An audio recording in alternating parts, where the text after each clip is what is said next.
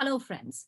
Today we will be talking about some properties of real numbers which we use blatantly in our real life. And we will now enumerate these properties and how they are helpful to us. So, what is it and why we need it?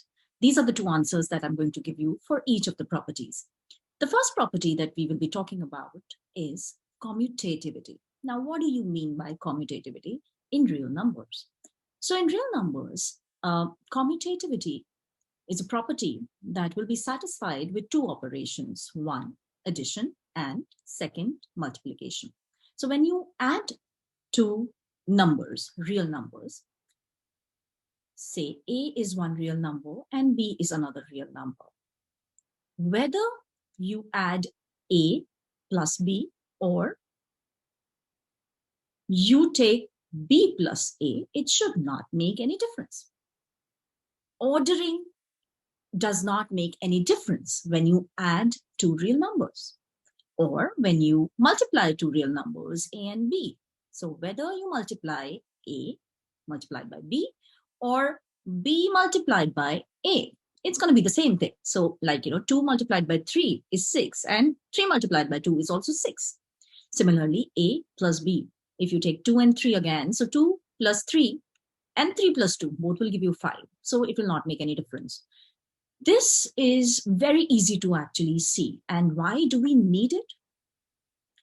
We need it because, so what happens is that to simplify your additions, to simplify the operations, it's important that we know this property. For example, suppose you have to add 7 plus 25 plus 3. 7 plus 25 plus 3. Parenthesis is here, 25 plus 3. Suppose this is how you have it. Then I know by the property of commutativity that I can write it down 25 plus 3. I can write it down as 3 plus 25. So I made these brackets only for you to use commutativity here. Now, why have I done that? I've done this for a simple reason that I'm going to add 7 and 3 first. And the moment I do that, I'll get 10, which is a very easy number to deal with because now I know that I have 10 plus 25, which clearly is 35. So it just simplified my calculations. So commutativity is a property which is helping you to calculate things in an easier manner. Okay. So much easier. It makes your life much easier. Now, when we talk about A multiplied by B or B multiplied by A, it's the same thing. Ordering, again, does not make any difference. So ordering doesn't make any difference. And that's why if, let me just take an example for this one. Let me just take an example for this guy here. So if you have to multiply 4 by 28 and 5. So if I want to know the product of 4 multiplied by 28 multiplied by 5, and I know that commutativity works. So what I can do is I can use commutativity here and I can write this as 4 multiplied by 5 into 28. And now I can first multiply 4 and 5 and I'm going to get 20 here, which again is a very simple number to multiply this expression with. So simply, I can just now, multiply 20 and 28, and I'm going to get 560, and that's going to be your answer. So again, what have we done? We have simplified using the property of commutativity. Something that we have used here, inbuilt used here, is called the property of associativity. So if you understand the property of commutativity, it's easy to understand the property of associativity. Now, associative, real numbers are associative. Associative means, in terms of addition, that if you multiply A plus B plus C, if you add, A plus B plus C, it is equal to A plus B plus C. So where you put your brackets will not make any difference. The parenthesis will not make any difference. Okay. For example, so if we take an example, minus 5 plus 6 plus 4. Now, to simplify the process, what I'm going to do is I'm going to write minus 5 plus, I'm going to put the brackets out here. And I'm doing so because I know that 6 plus 4 is 10 and it'll be easy. It's generally easier to work with the multiples of, 10, 5. It's easy to do that, right? So 6 plus 4 gives me 10 and I know minus 5 plus 10 will give me 5. So just making things easy or simpler for us, nothing else. Now, what is important for us to understand in here? We deal with variables as well. So can I use this with variables? Absolutely, yes. Let's take an example with variables. Let me take an example with variable y. So I have an expression with me where I'm adding y plus 2. I'm adding y plus 2 to 5. So it's y plus 2 plus 5. But if you understand, y and 2 are not alike. Y is a variable. I can't really add it to 2, right?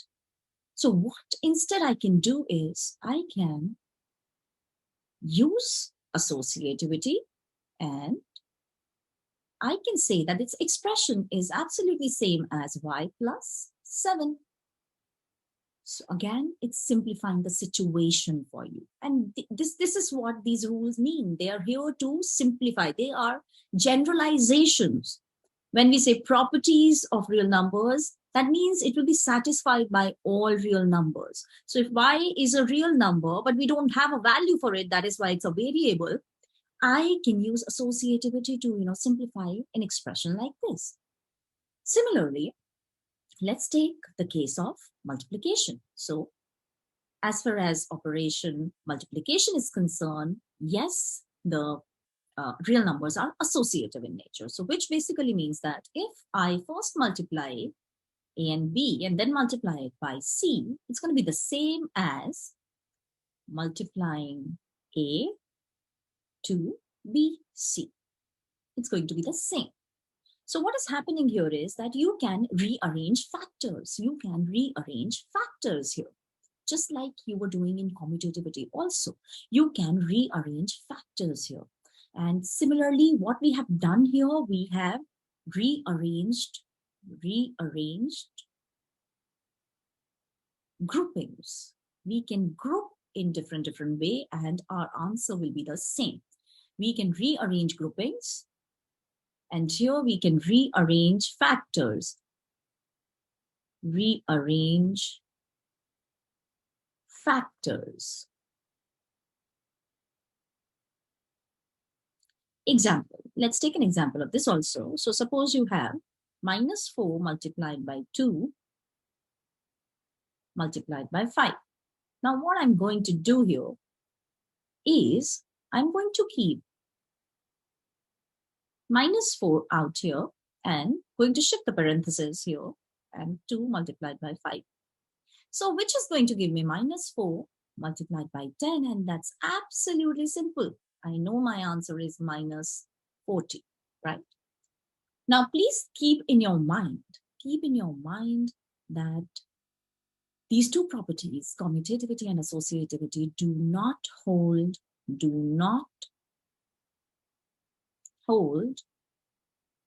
for subtraction and division.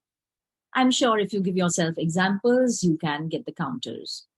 Next property, which will definitely hold for all real numbers, is identity. So you have, in real numbers, you do have an additive identity and a multiplicative identity. So what is an additive identity? An additive identity would be A plus 0 0 is such a real number that if you add it to any number, you will get that number itself. So 0 plus a would also be equal to a itself. And this is also an important property of real numbers. And why is it important? We generally use it without naming it. We use, while solving equation, we use it a lot. So an example I'm going to give you in terms of equations. Say you have y minus 2 equals to 8. You have to solve for y. Now, if I add 2 on both the sides, then what am I going to get? Minus 2 and plus 2 will give me 0. So I'm going to get y plus 0 is equal to 10. And I'm sure you know that by now, y plus 0 is nothing but y. So I have the value of y. So what have we done here is that by adding plus 2, I got the expression y plus 0 equals to 10. So that means I have identity out here. 0 is the identity element out here. And this simply means that y is equal to 10 because what I would be getting is y plus 0 equals to y itself by the additive identity property. So that's what is additive identity. Now, identity doesn't just stop here. We have multiplicative identity as well. And multiplicative identity is basically a number which you multiply by a, you will just get a. So 1 is that real number. If I multiply a number a by 1 or 1 by a, I'm going to get just a. So that's your multiplicative identity. Now, multiplicative identity, how do we use it? I'm going to give you an example in terms of fractions. So we blatantly use it in fractions. How? Let me just make you realize what we actually do. So suppose you have 7 upon 2 plus 2 upon 3. Suppose you have 7 upon 2 plus 2 upon 3. Now, clearly, the least common divisor, LCD, is equal to 6 here, right? It is 6. Now, let's try to make both the denominators of 7 by 2 and 2 by 3 6. And how can I do that? Now, if I multiply each of the fractions by 1, the fractions are not changing. So I will try to multiply the two fractions by 1 in such a manner that denominator for both is 6. So what do I have to do to make the denominator of 7 by 2, 6? I should be multiplying by 3. So I'm going to multiply this by 3 upon 3. 3 upon 3 is 1. Plus 2 by 3. So what should I multiply 3 with so that I get 6? 2. So 2 by 2. So which gives me that I have the expressions, 7 into 3 upon 6 plus 2 into 2 upon 6, or in other words, I have the expression 21 plus 4. Since the denominator is the same, I can take it common and it's 6. So, or in other words, it is 25 upon 6. 25 upon 6 is what you get here. And what have we done? We have actually, in some way or the other, used the property of multiplicative identity. Let's work on the next property, inverse. So real numbers have this property that for multiplication operation and for addition, you have additive inverse and multiplicative inverse. Now, what do you mean by inverse here?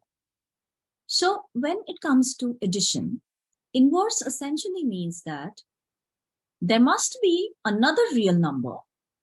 In case you add that another real number to the real number A, what you get is the identity element 0. 0 is the additive identity. You get 0. So there has to be a number which you add, you will get 0. So minus A plus A must give you 0. Now, how is this important? Remember, in the previous case, in the previous property, we took an equation y minus 2 equals to 8, and we added 2. We added 2 on both the sides, and that gave me y plus 0 equals to 10. And that was happening because minus 2 plus 2 gives you 0. And since there is additive, 0 is the additive identity, I know that this means that y is equal to 10. Now here we are also able to actually get something apart from identity, which is inverse. The concept of inverse also comes out of here. So what you essentially got from here is that minus 2 is the real number that you started off with. If you add the number 2 to it, you will get the identity element 0. So that's what is an inverse. Inverse in case of multiplication.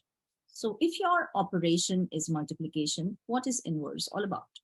So the concept of inverse all about is when you multiply a by, so you multiply a number with a, and what happens is that you get the multiplicative identity 1. So that number is 1 upon a, which is essentially there's another name to it, reciprocal. So the reciprocal of a number, of a real number, is essentially the multiplicative inverse. So a multiplied by 1 upon a gives you 1, or 1 upon a multiplied by a gives you 1. So that is what is the reciprocal or multiplicative inverse. That is what is the multiplicative inverse. Now the question, why we need inverse relation or inverse property? Why is it there? So suppose I'm going to take a, with variables, I'm going to take an example with variables here. So suppose you have 6 upon 7 times x is equal to 1 by 3. Now my attempt will be to get the value of x. Now how would you get it? So what we can do, we can multiply. If you multiply this number,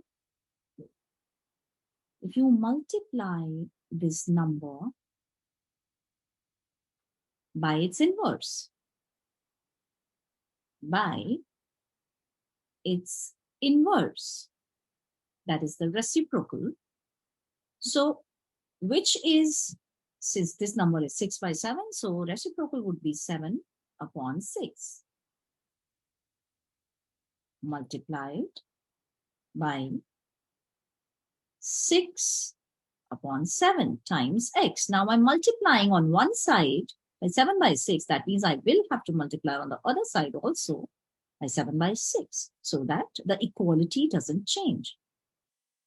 Now what's going to happen here is 7 cancels out with this 7, 6 cancels out with this 6, and what I am left with is 1 multiplied by x is equal to 7 upon 18.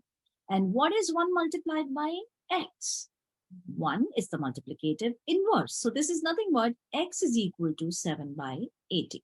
So that's what is the property of inverse in terms of multiplication.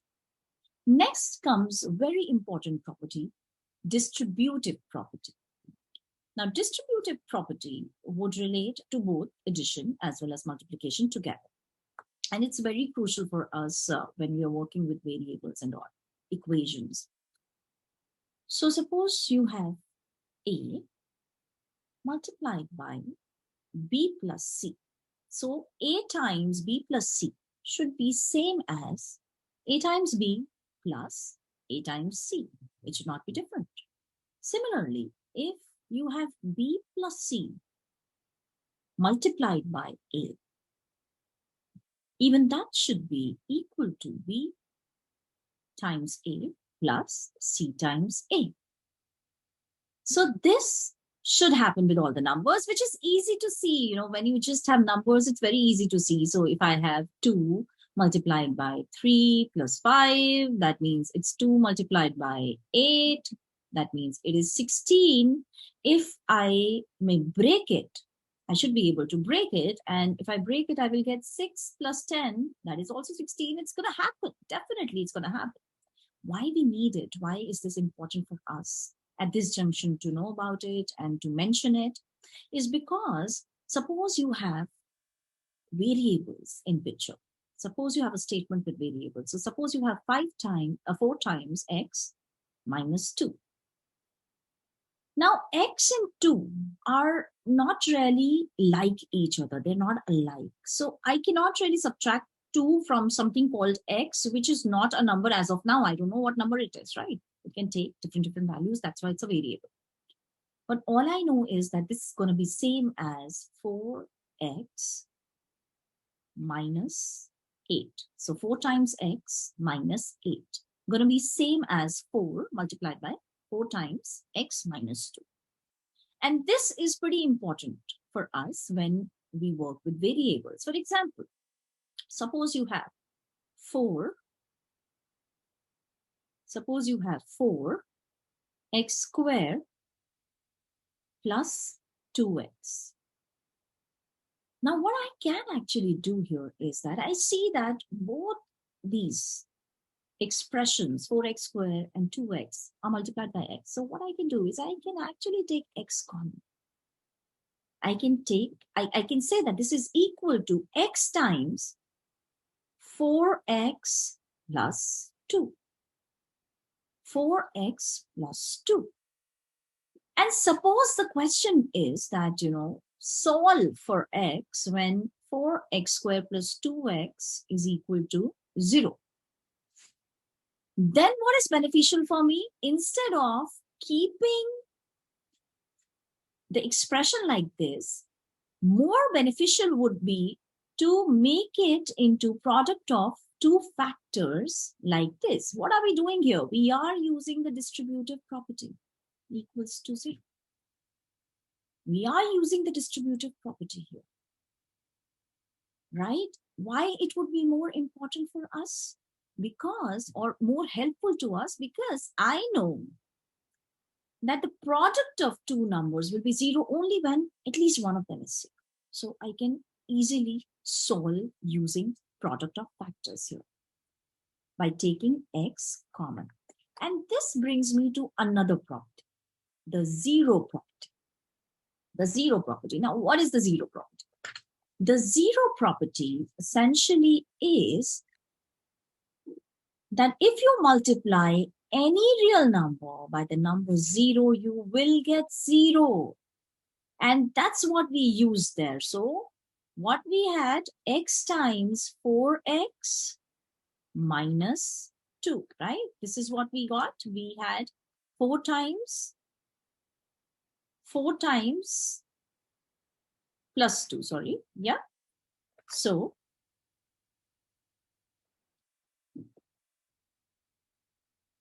this is equal to 0. Now, this is only possible when either of them is 0. Either it is 0 into a equals to 0, or it is a into 0 equals to 0. So that means either x will have to be 0 or 4x plus 2 will be equal to 0, which means x will be equal to minus 2 upon 4, that is minus half. That's all I wanted to discuss in this video.